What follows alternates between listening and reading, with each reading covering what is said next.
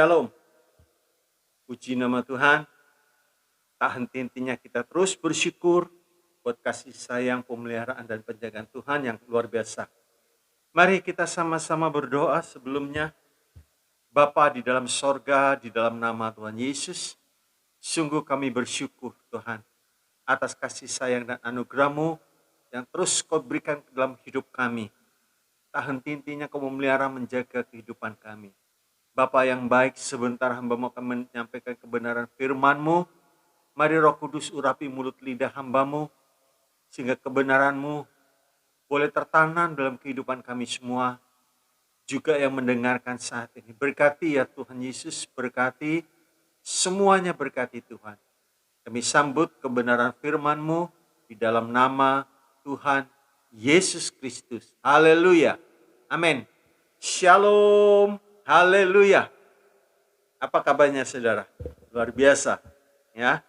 Karena Tuhan kita luar biasa. Haleluya. Nah, pada hari ini saya ingin menyampaikan tentang mudah diucapkan, sulit dipraktekkan. Sulitnya itu saya beri tanda petik. Sebab tidak semua orang merasakan sulitnya. Sekali lagi, mudah diucapkan, sulit dipraktekkan. Haleluya, haleluya. Mari kita melihat di dalam kitab Ibrani 13 ayat yang ke-15. Ya. Ibrani 13 ayat yang ke-15. Demikian firman Tuhan. Sebab itu marilah kita oleh Dia senantiasa mempersembahkan korban syukur kepada Allah, yaitu ucapan bibir yang memuliakan namanya. Di dalam kitab Efesus 5 ayat yang ke-20 demikian firman Tuhan. Ucaplah syukur senantiasa atas segala sesuatu dalam nama Tuhan kita, Yesus Kristus, kepada Allah dan Bapa kita. Amin. Haleluya. Haleluya. Bapak Ibu Saudara yang dikasihi oleh Tuhan, ya. Kalau kita bisa memahami ya, arti ucapan syukur, bahwa ini merupakan sebuah korban di hadapan Allah. Ya. Tadi kita sudah melihat di dalam Ibrani 13 ayat yang ke-15. Ya. Nah, menaikkan korban syukur itu senantiasa. Bukan sekali-sekali, tapi senantiasa. Nah, kalau kita mengerti bahwa korban syukur itu nilainya luar biasa. Nah, mari kita melihat di dalam Mazmur 69, Mazmur 69 ayat 31 dan 32. Ya. Mazmur 69, 31 dan 32. Aku akan memuji-muji nama Allah dengan nyanyian, mengagungkan Dia dengan nyanyian syukur. Pada pemandangan Allah itu lebih baik daripada sapi jantan, daripada lembu jantan yang bertanduk dan berkuku belah. Haleluya. Nilainya itu tinggi saudaraku. Ya. Nilai sebuah ucapan syukur yang disampaikan dengan pengertian tinggi. Sebab itu firman Tuhan mengingatkan, memberi nasihat kepada kita, jangan bersungut-sungut. Ya. Nah, kalau kita bisa melihat dalam terang firman Tuhan, bahwa kalau kita bersyukur, itu menaikkan korban. Ya, nilainya besar, saudaraku. Tetapi sebaliknya, kalau bersungut-sungut, justru akibatnya fatal.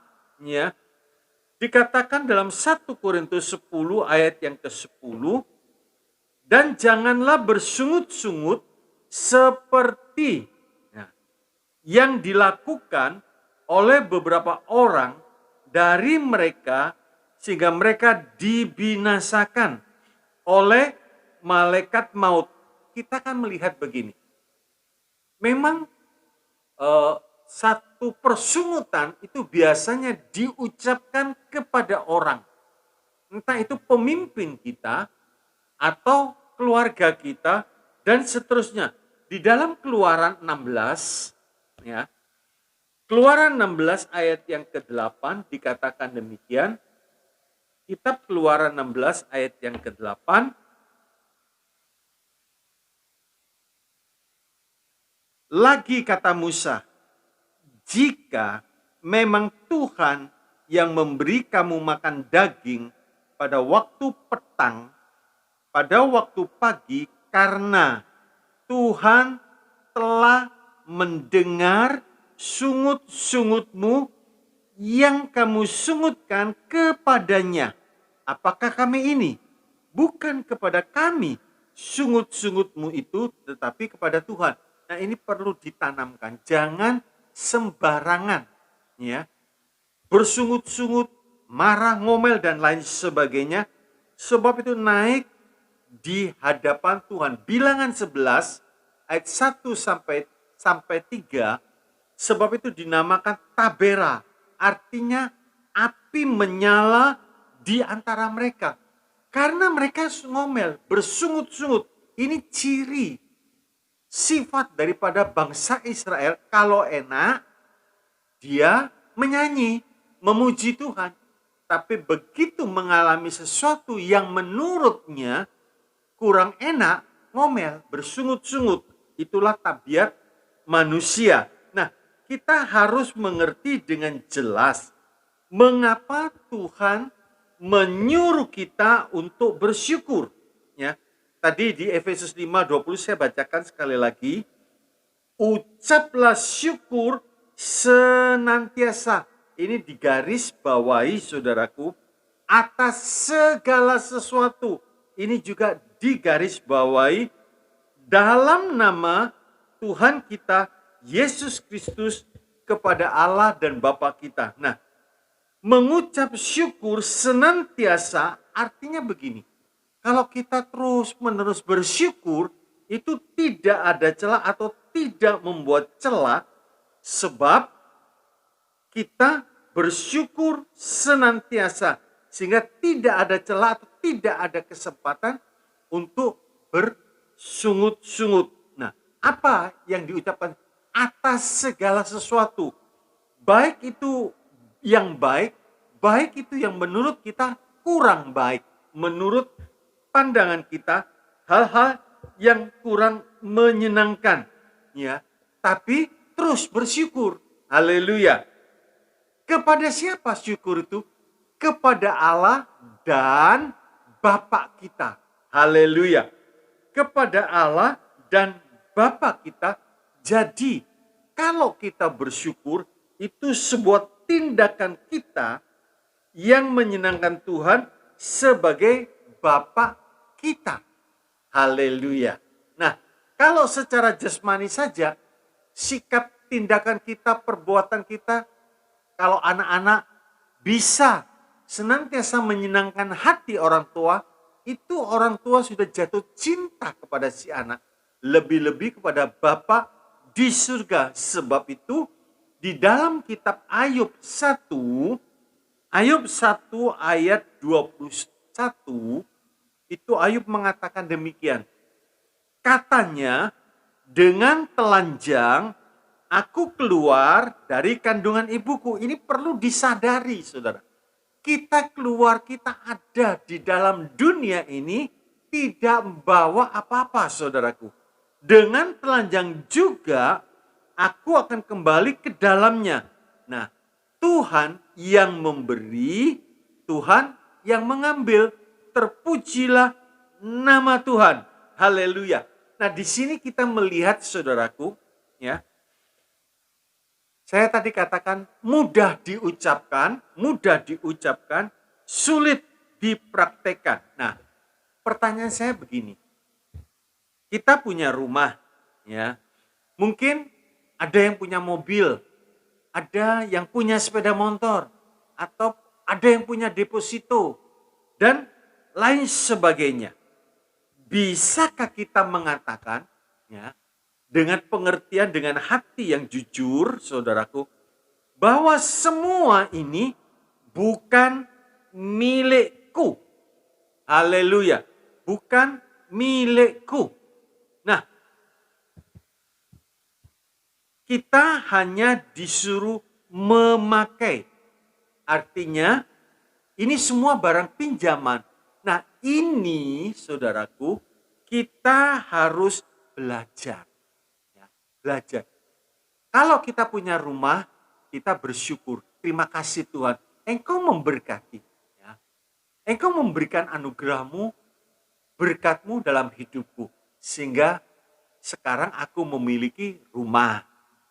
Ada lagi berkat yang lebih, bisa membeli mobil. Ada yang diberkati sepeda motor. Nah, kita bersyukur saudaraku. Tapi kita harus menyadari bahwa itu semua barang pinjaman yang dipercayakan kepada kita, yang dipinjamkan kepada kita oleh Tuhan. Nah, ini kita harus belajar, saudara. Seperti Ayub tadi katakan, dengan telanjang aku keluar dari kandungan ibuku, dengan telanjang juga aku akan kembali ke dalamnya. Tuhan yang memberi, Tuhan yang mengambil, terpujilah nama Tuhan. Sebab itu waktu Ayub dibikin habis di dalam kesulitannya, dia tidak salah. Karena dia punya prinsip, ini semua barang pinjaman, barang titipan dari Tuhan. Kalau yang punya mengambil, ya segala puji. Sebab itu Tuhan mengatakan dalam hal ini Ayub tidak bersalah. Nah, saya akan lanjutkan. Syukur itu adalah kekuatan kita. Sebab apa? Syukur itu adalah kekuatan kita. Sebab satu, bersyukur dapat meredam segala hal-hal yang negatif. Bersyukur dapat meredam segala hal-hal yang negatif. Kebencian, kekecewaan, kepahitan, dan lain sebagainya. Jadi kalau ada orang menaburkan sesuatu tentang kebencian, saudaraku, orang bikin kita kecewa, orang bikin kita pahit. Tapi kalau kita bersyukur, haleluya, itu semua diredam. Ya, itu semua dikalahkan. Yang ada ucapan syukur kepada Tuhan. Nah, ini saudara mesti ngerti gitu loh saudaraku. Haleluya. Saya beri contoh begini.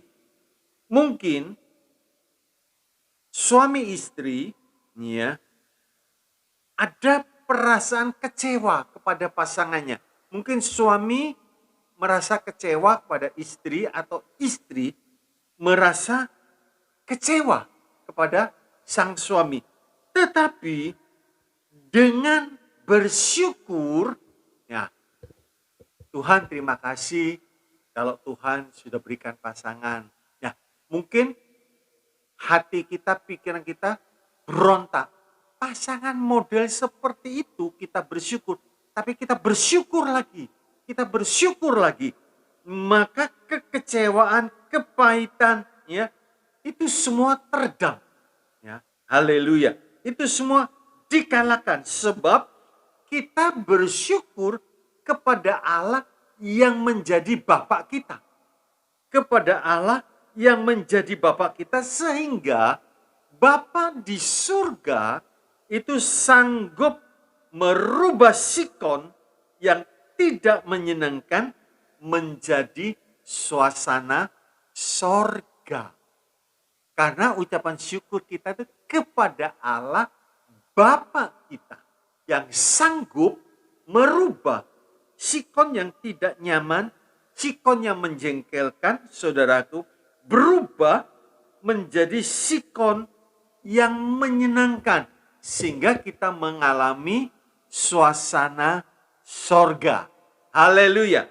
Nah, juga mungkin di dalam kehidupan ini, saudaraku, ya, ada orang yang bikin, ya pasti pernah kita mengalami orang-orang yang bikin kita kecewa, ya, bikin kita putus asa, bahkan sampai kita ingin membalas dengan satu motif kebencian yang begitu dalam, saudaraku. Ya. Nah, saya beri contoh begini. Yusuf bukannya tidak punya pikiran untuk membalas, tetapi Yusuf tidak mau, saudara. Yusuf tidak mau. Yusuf ingat buktinya, kamu mereka-rekakan yang jahat, tapi Allah mereka-rekakan yang baik. Berarti Yusuf ingat betul apa yang sudah dikerjakan saudaranya kepada dia. Tapi Yusuf tidak membalas. Kenapa? Kalau Yusuf membalas, ya, terhadap saudara-saudaranya, akhir perjalanan hidup daripada Yusuf pasti beda. Berbeda jauh. Kenapa saya katakan demikian? Sebab apa, saudaraku? Sebab kalau Yusuf melakukan, dia sedang melanggar hukum Tuhan. Nah, kalau satu orang melanggar hukum Tuhan, pasti hidupnya tidak nyaman. Janganlah kamu membalas kejahatan dengan kejahatan, dibalas. Nah, justru itu menjadikan hidupnya nggak nyaman, saudaraku. Ya, nggak nyaman. Tapi justru balaslah kejahatan dengan kebaikan. Nah, berarti kalau Yusuf bisa membalas seperti ini, orang jahat dibalas dengan kebaikan. Kalau musuhmu lapar, beri dia makan. Kalau musuhmu haus, berikan dia minum. Berarti orang seperti ini posisinya dalam posisi orang benar. Nah, kalau orang hidup dalam kebenaran, maka berlaku Amsal 10 ayat yang ke-6. Saudara lihat urutannya. Yusuf bisa membalas, saudaraku. Tapi Yusuf tidak dikerjakan, sebab kalau Yusuf kerjakan, hukum Tuhan akan berlaku. Amsal 10 ayat 6 dikatakan demikian. Berkat ada di atas kepala orang benar. Haleluya. Haleluya. Jadi Yusuf benar. Sehingga mata dan telinga Tuhan tertuju kepada Yusuf. Sebab itu enggak heran kalau Yusuf hidupnya diberkati. Yang kedua, bersyukur itu membangkitkan semangat. Saudara, coba saudara begini.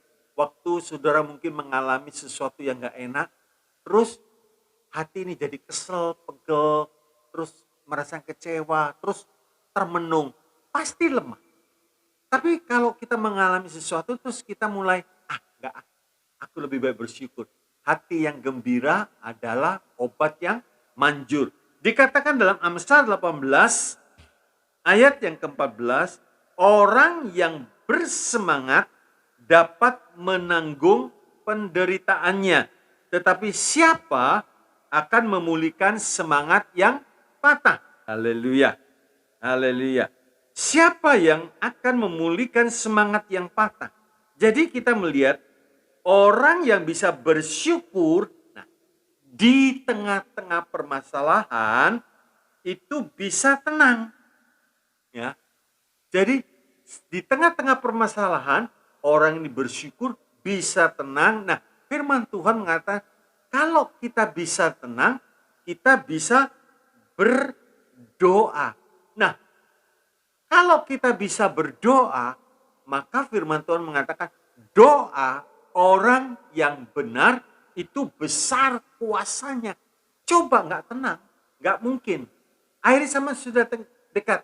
Sebab itu usahakanlah dirimu menjadi tenang supaya kamu bisa berdoa.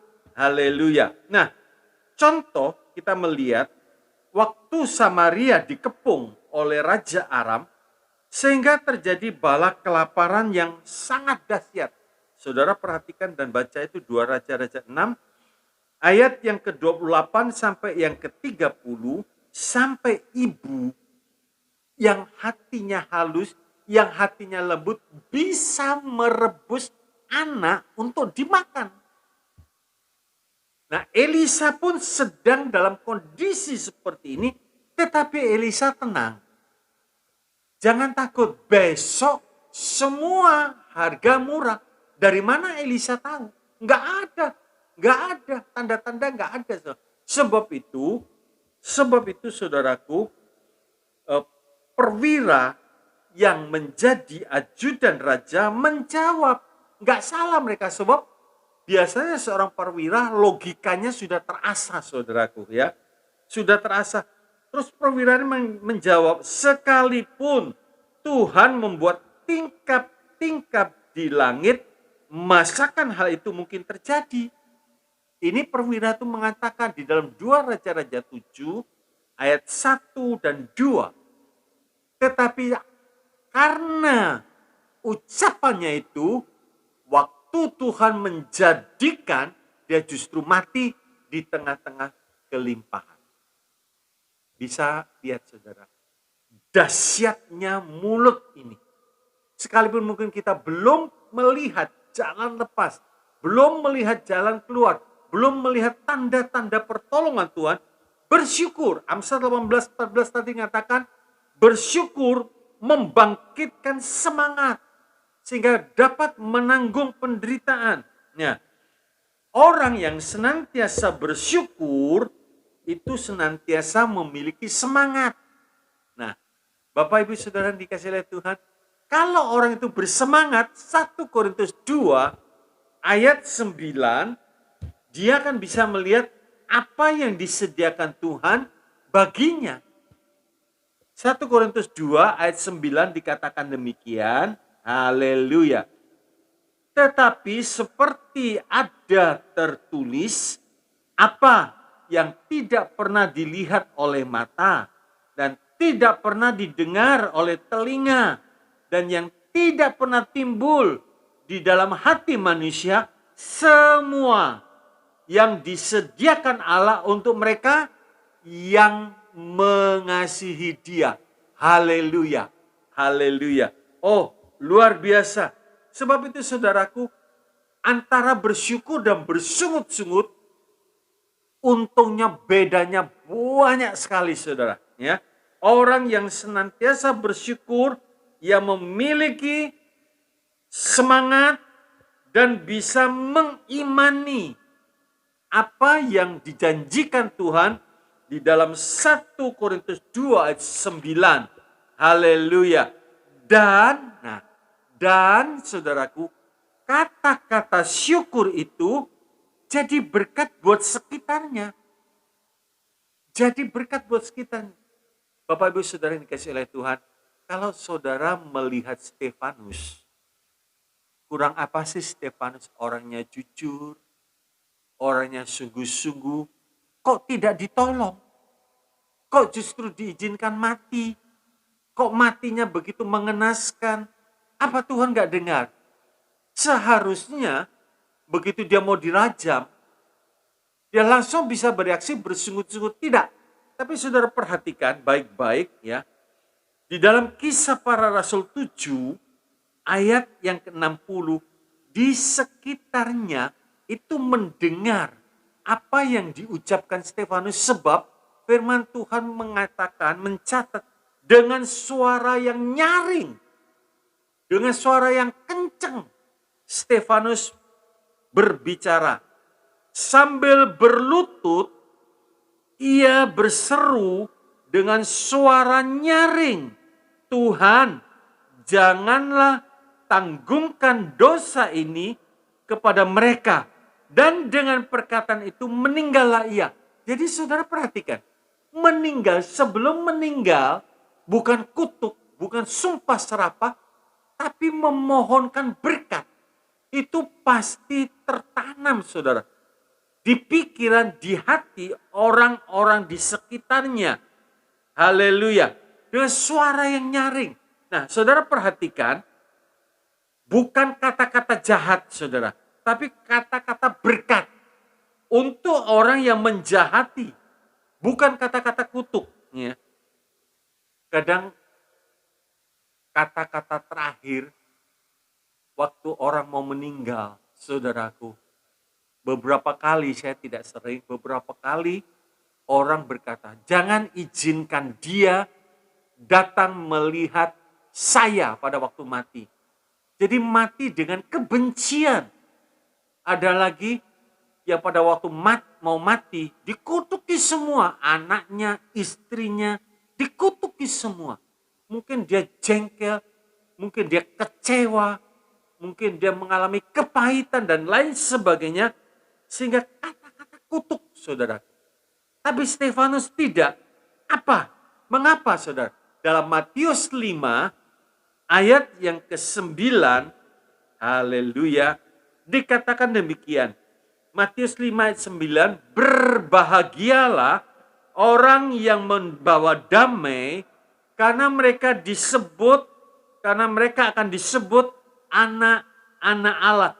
Jadi kata-kata terakhir Stefanus itu seperti sebuah meterai yang tertancap di hati orang-orang di sekitarnya. Sulit untuk dilupakan.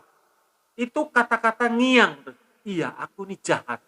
Tapi orang yang aku jahati kok justru mintakan berkat. Yang satunya mengatakan, iya, orang ini gak salah. Tapi kenapa aku hantam dia dengan batu? Dan lain sebagainya. Itu tuduhan lebih menyiksa, saudara. Tersiksa orang itu. Haleluya, haleluya. Nah, kita melihat, saudaraku, Stefanus, Tuhan Yesus, itu sama mengucapkan kata-kata berkat. Bapa, ampuni mereka. Karena mereka tidak tahu apa yang mereka perbuat. Dengan perkataan itu dia berangkat. Sudah genap berangkat. Jadi yang diingat, orang ini orang baik. Saudara perhatikan, iya, orang ini orang baik. Nah, kenapa bisa dikatakan orang baik? Sebab disiksa, dianiaya begitu rupa, tapi mengalir berkat. Mengalir kata-kata yang memberkati. Oh, luar biasa, saudaraku. Dua tokoh, Stefanus, Tuhan Yesus mengucapkan itu. Yang ketiga, bersyukur dapat mendekatkan sorga dengan kita. Bersyukur dapat mendekatkan surga dengan kita. Artinya begini, saudara. Sungut-sungut itu pikirannya negatif. Ya, dan suka emosi. Saudara, kata emosi saya lihat di dalam Kamus Besar Bahasa Indonesia, luapan perasaan yang berkembang dan surut dalam waktu singkat. Tetapi dampaknya besar, saudara. Besar. Ya, besar. Itu membawa suasana neraka lebih dekat. Lebih dekat kepada orang itu dan tinggal di dalam orang itu.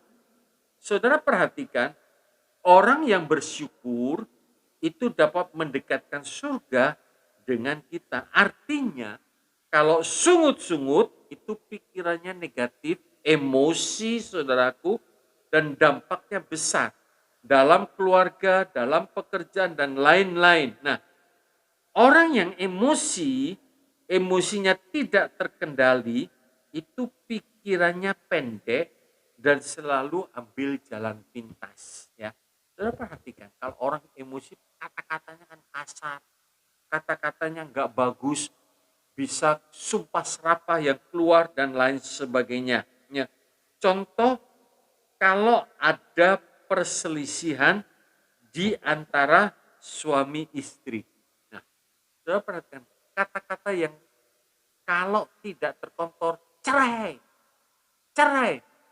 Anak dengar, saudara. Oh, kalau papa mama ribut, itu kata-kata yang sering didengar cerai, cerai. Bahkan tidak jarang benda-benda pun dilemparkan. Sehingga itu membuat satu trauma pada si anak. Ya, bukan sorga, tapi neraka yang diundang masuk, saudara. Nah, saudara perhatikan ini. Ya, sebab itu kita mesti ngerti, saudaraku ya. Bersyukur dapat mendekatkan sorga dengan kita. Jadi, di saat orang itu bersungut-sungut, stop. Stop. Stop, saudara. Jangan diteruskan. Nanti akibatnya fatal. Ya. Seperti bangsa Israel waktu bersungut, emangnya kurang kubur di Mesir. Kamu bawa di sini. Kamu mau kubur di sini. Padahal Tuhan mau membawa lepas dari Laut Kosong menuju Kanaan. Tapi karena melihat kesukaran, bangsa Israel ngomel, bersungut-sungut. Saudaraku, jadi kata-kata yang jahat itu terdengar. Ya, hati-hati, hati-hati, khususnya di antara suami istri. Beberapa kali saya nasihati, kalau ada selisih paham, jangan sampai mengeluarkan ucapan cerai. Cerai. Jangan sampai, saudara. Nah, kita melihat Amsal 17 ayat yang ke-27. Amsal 17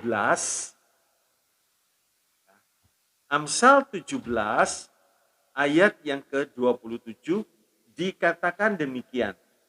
Orang yang berpengetahuan menahan perkataannya dan menahan perkataannya. Orang yang berpengertian berkepala dingin. Jadi begini, jangan kita menuruti emosi sesaat. Pertimbangkan, ya, endapkan dulu di pikiran ini. Apa akibatnya? Jangan langsung, saudara.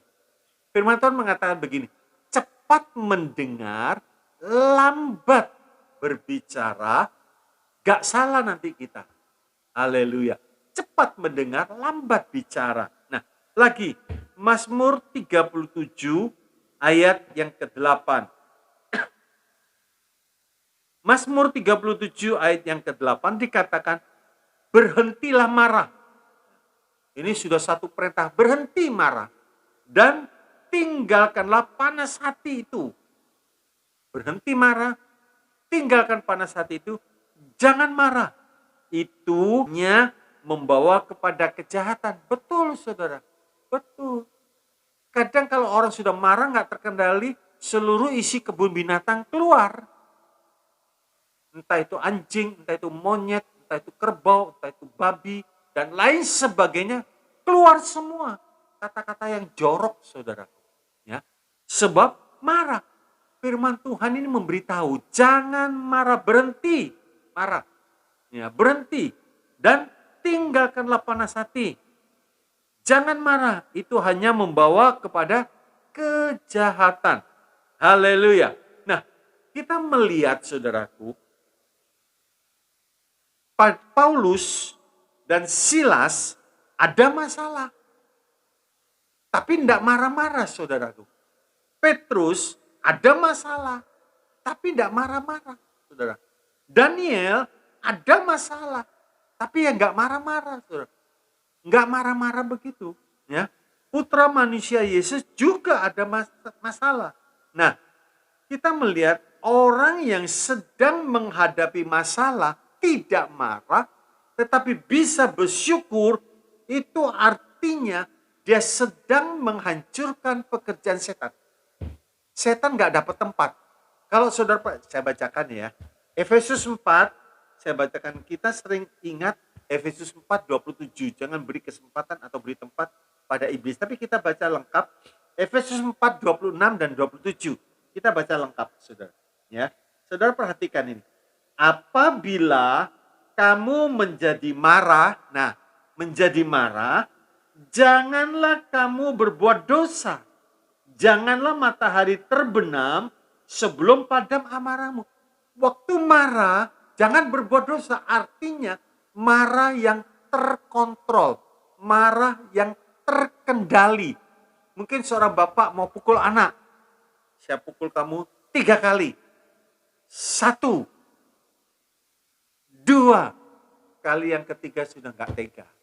Itu marah yang terkendali, marah yang terkontrol. Sebab apa? Efesus 4 ayat yang ke-27 dikatakan demikian, dan janganlah beri kesempatan kepada iblis. Jadi kalau marah nggak diselesaikan sampai matahari terbenam, artinya dibiarkan bermalam, sudah memberi tempat atau sudah memberi kesempatan kepada iblis merusak saudaraku. Sebab itu dikatakan tadi di dalam Mazmur 37 ayat 8, berhenti marah. Haleluya. Paulus dan Silas ada masalah saudaraku. Daniel ada masalah. Petrus ada masalah tapi tidak marah-marah. Haleluya, haleluya. Orang yang bisa bersyukur itu menghancurkan pekerjaan setan. Coba kita lihat Lukas 11 ayat yang ke-20.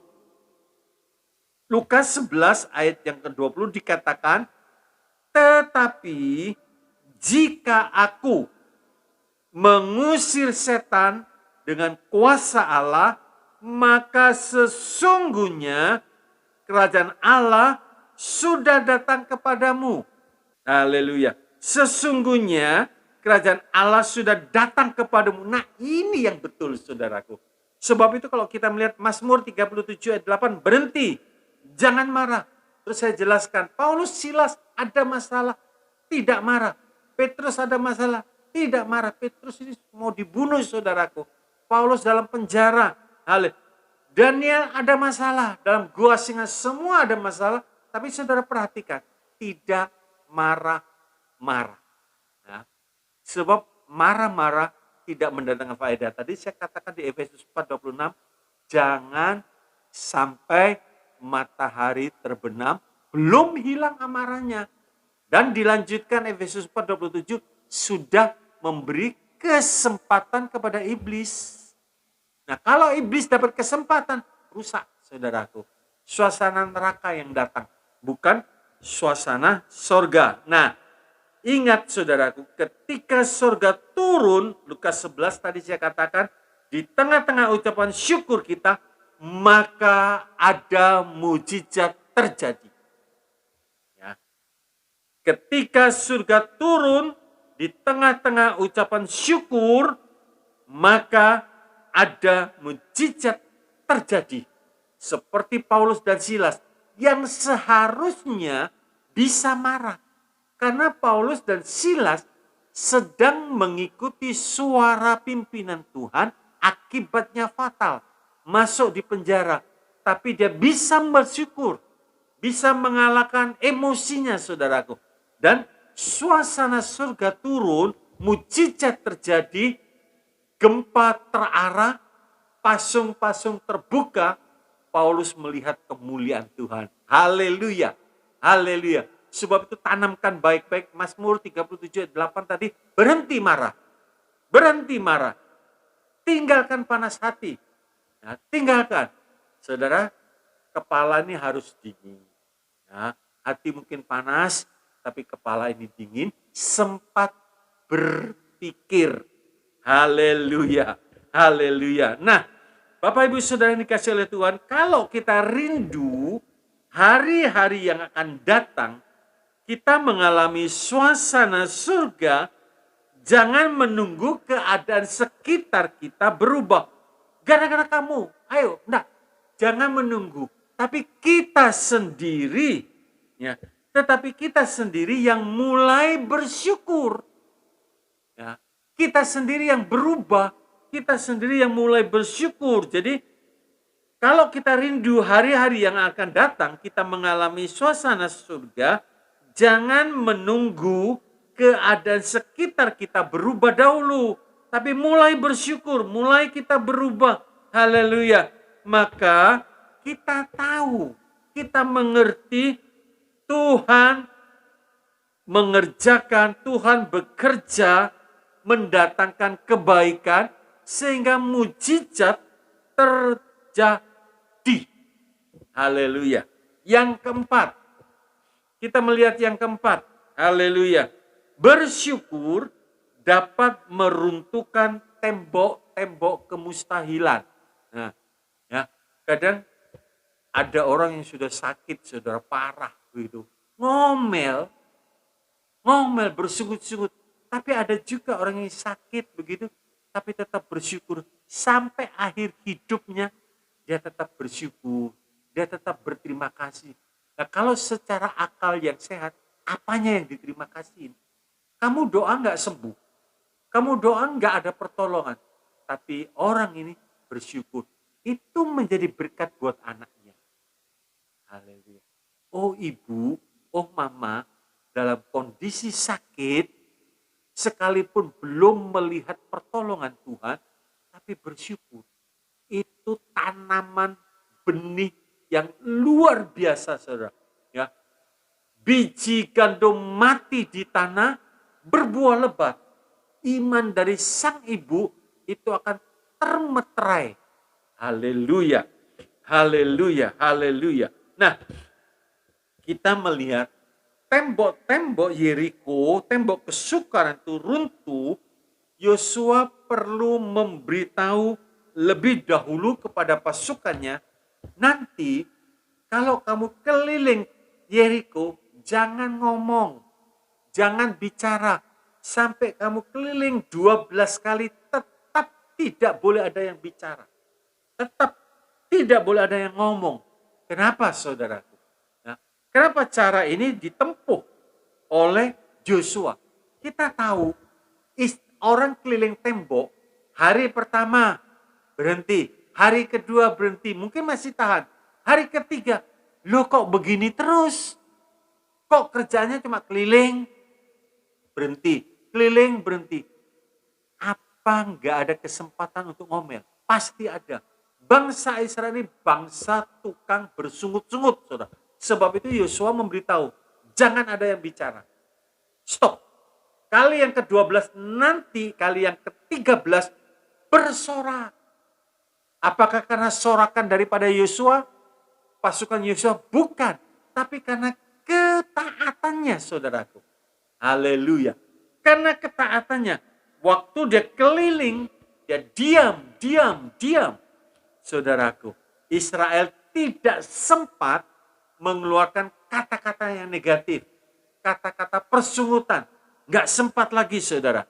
Haleluya. Sebab apa? Begini. Waktu Musa naik ke atas gunung, menurut pandangan orang Israel, lambat turunnya.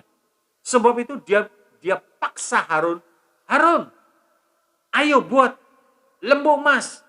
Entah, kami tidak tahu Musa itu jadi apa di atas gunung. Keluaran 32 ayat 1. Nah, dia mulai bersungut-sungut karena menurut orang Israel, Musa lambat turun. Nah, Harun diperhadapkan begitu banyak orang, dia takut, saudara. Orang Israel ini orang yang keras, saudara. Dia nggak segan-segan ambil batu, lempar batu. Seperti kepada Musa. Jadi Harun menuruti. Ya. Nah, kita melihat hal ini, sebab itu Yosua bilang, jangan komentar. Sekarang saya berikan satu ayat dalam 1 Korintus 10. 1 Korintus 10, ayat yang ke-23.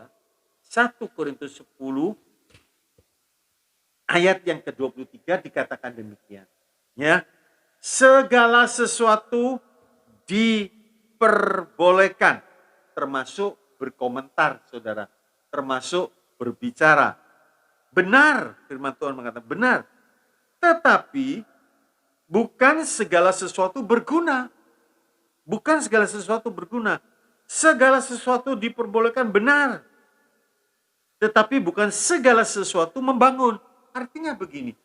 Mungkin kita punya kesempatan untuk komentar. Tapi ingat, kalau komentar itu, pendapat itu hanya menimbulkan perselisihan, stop. Stop, saudaraku. Ya. Sebab tidak membangun. Artinya sekalipun kita boleh berkomentar, tapi hati kita ketulusan kita itu yang berbicara. Saya berkomentar ini karena ingin supaya dianggap, supaya tidak kalah dengan yang lain. Ya. Nah, seperti ini tidak berguna. Ya. Paulus mengatakan segala sesuatu diperbolehkan termasuk komentar, benar. Tetapi bukan segala sesuatu berguna. Nah, kalau tidak berguna, tidak mendatangkan manfaat, ya tidak perlu, saudara. Nggak perlu. Ya. Sekali lagi, tidak perlu. Stop. Belajar berdiam diri. Artinya begini, sebelum kita bicara, lebih baik pikir dahulu, saudaraku, komentar kita itu berguna atau tidak, membangun atau tidak. Kalau tidak ada gunanya, sekalipun boleh, saudara. Tapi tidak perlu bicara, tidak perlu komentar. Nah, buat apa hidup kita jadi tidak ada damai? Buat apa hidup kita jadi tidak ada sejahtera?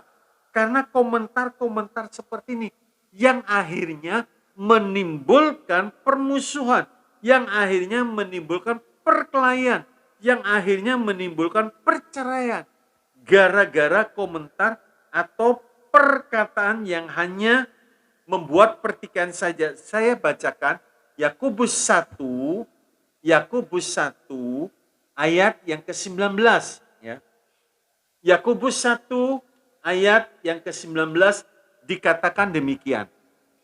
Hai saudara-saudara yang kukasihi, ingatlah setiap orang hendaklah cepat untuk mendengar, tetapi lambat untuk berkata-kata dan juga lambat untuk marah. 20, sebab amarah manusia tidak mengerjakan kebenaran di hadapan Allah. Nah, ini perlu dicamkan, perlu diperhitungkan ya. 1 Korintus 10:23 tadi, segala sesuatu diperbolehkan termasuk komentar. Tapi kalau tidak membangun, tidak ada gunanya, justru menimbulkan keributan dan lain sebagainya. Stop saudaraku. Haleluya. Mazmur 37 ayat yang ke-8 ya. Mazmur 37 ayat yang ke-8. Coba kita lihat. Ya, Mazmur, berhentilah marah. Ya, tadi saya katakan, dan tinggalkanlah panas hati. Jangan marah. Itu hanya membawa kepada kejahatan. Ada orang begini, saudara. Kalau dia bisa marah waktu perhimpunan, waktu pertemuan, kelihatan seperti wah gagah, wah hebat. Sayang saudara, kalau kita mengerti firman Tuhan dan dikatakan itu tidak ada gunanya, tidak membangun, ya stop. Jangan marah, jangan komentar saudaraku. Nah, kita melihat sekarang kesimpulannya, haleluya, apapun satu, ya. Kesimpulannya satu.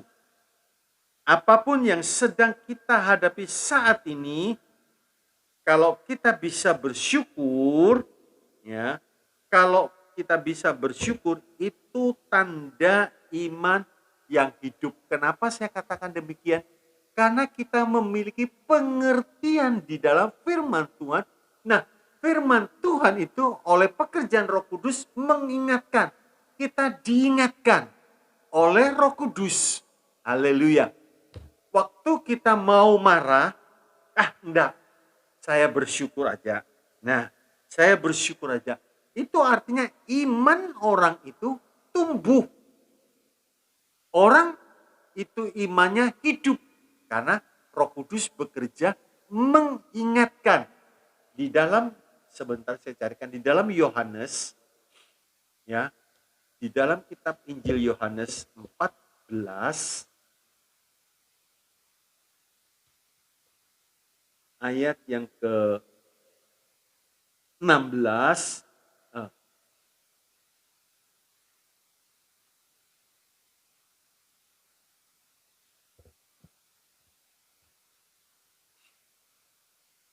14 ayat yang